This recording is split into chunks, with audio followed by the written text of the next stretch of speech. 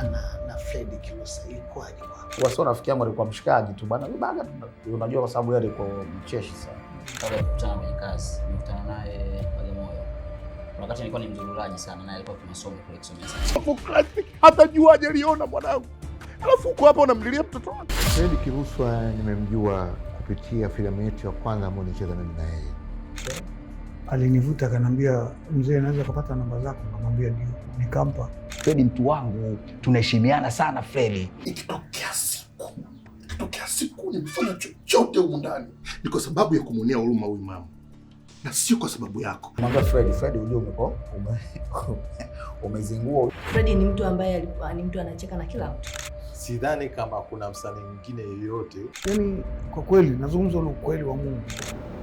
Nampenda. Hakunionyesha ile hali ya kusema mimi superstar. Fred alikuwa mmoja kwangu sana. Ukizungumzia Lokoma, yani Fred alikuwa kama ni sehemu yake. Tutaendelea kusonga mbele kumkumbukiza Fred Kilusa. Hii ndo habari ya sasa.